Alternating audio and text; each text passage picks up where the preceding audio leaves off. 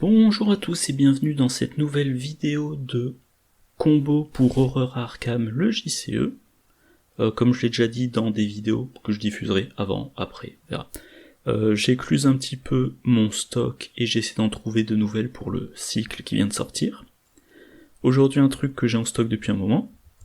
Combo avec Charlie Kane. Alors Charlie Kane, pour rappel, c'est un investigateur qui a 1 à chacune de ses compétences, qui a 3 emplacements d'alliés bonus, voilà, donc on va jouer des alliés, et le point important, c'est son signe des anciens, plus 3, redresser un soutien allié situé dans votre lieu. Deuxième carte de la combo, le limier invoqué, un allié qui occupe un emplacement d'allié et un emplacement d'arcane. En tant que coût supplémentaire pour jouer le limier invoqué, vous devez chercher un exemplaire de bête déchaînée parmi vos cartes liées et le mélanger dans votre deck.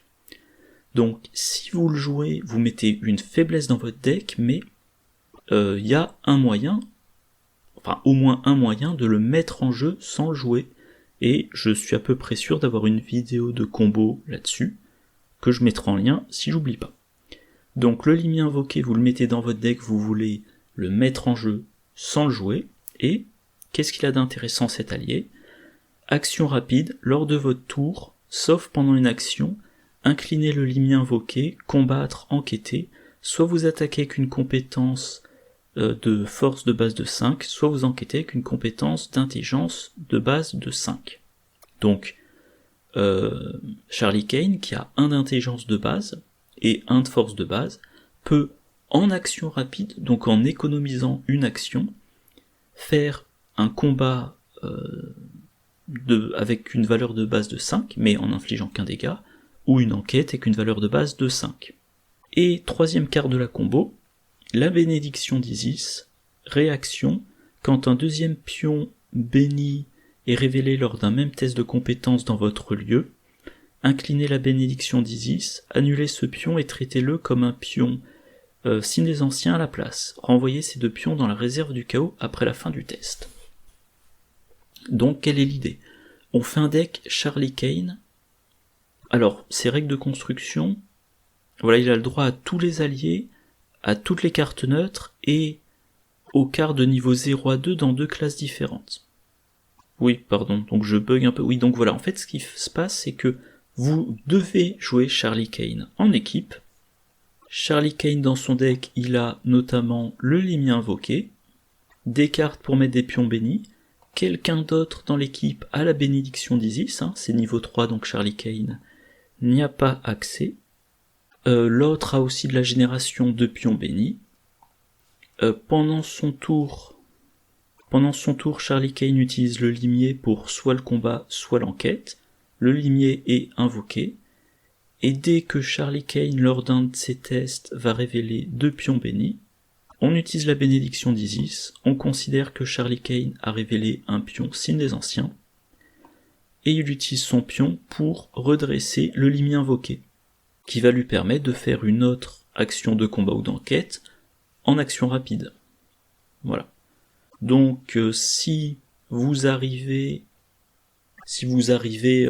à chaque round à faire piocher 2 pions bénis à Charlie Kane pendant le même test, eh bien il va faire, moi je pense que c'est plus intéressant pour l'enquête, il fait 2 enquêtes en plus de ces 3 actions. Et comment on fait bien tourner cette combo? Eh ben il faut générer des pions bénis. Charlie Kane va choisir 2 classes qui sont bonnes pour la génération de pions bénis, par exemple gardien et survivant. L'autre investigateur, il faudra qu'il ait des cartes gardien. Pareil, on met dans son deck de quoi générer des pions bénis, pour augmenter les chances d'utilisation de bénédiction d'Isis. Et Charlie Kane, comme il a accès à toutes les cartes alliées, il peut notamment utiliser Olive McBride de niveau 0 ou de niveau 2. Et puis voilà, ça fait une petite combo pour avoir sur une partie un certain nombre d'enquêtes en plus des 3 actions standards. Et alors là on sort de la combo, part sur l'utilisation basique de Charlie Kane, hein, pour rappel. Voilà, sa réaction, il va incliner des soutiens alliés pour gagner des bonus à ses tests de compétences. Donc pour une enquête, vous mettez dans son deck, Alice Luxley de niveau 2, elle lui donne un +1, il l'incline, il se donne un +3. Donc Limi invoqué, test avec une valeur de base de 5. Bonus permanent d'Alice Luxley, ça fait 6. Ces deux icônes, ça fait +3, ça fait 9. Dans un deck avec plein de pions bénis maudits. Donc même si Olive McBride sort un... -8... Enfin, si Olive McBride fait résoudre -8 bénis signe des anciens, ça fait du -3, donc ça fait -8 + 2 + 3, ça fait -3. Vous avez quand même encore de bonnes chances. Et puis également, sa carte signature, elle a 2 icônes libres.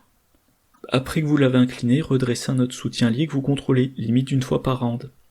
Donc même remarque que précédemment, vous utilisez le Limi invoqué.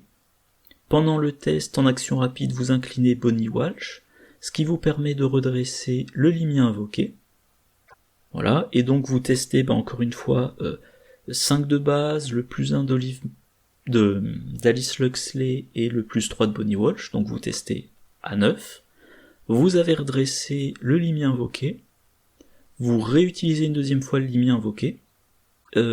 Pendant cette utilisation, vous utilisez Olive McBride, et si vous réussissez à activer Bénédiction d'Isis, vous redressez le limier invoqué. Et donc vous pouvez utiliser une 3e fois le limier invoqué. Voilà. Donc je vais m'arrêter là parce que sinon on sort de la combo et on part directement sur une liste de decks complète. Mais donc voilà, petite combo, Charlie Kane, Limi invoqué, Bénédiction d'Isis dans un autre deck, pour avoir plein d'enquêtes additionnelles. Voilà, c'est tout pour cette vidéo. Comme d'habitude, j'espère que ça vous a intéressé. N'hésitez pas à faire des commentaires. Voilà. Prochaine vidéo, je dirais dans 2 semaines. D'ici là, je vous souhaite une bonne journée, une bonne soirée, de bonnes parties, et je vous dis à la prochaine. Au revoir.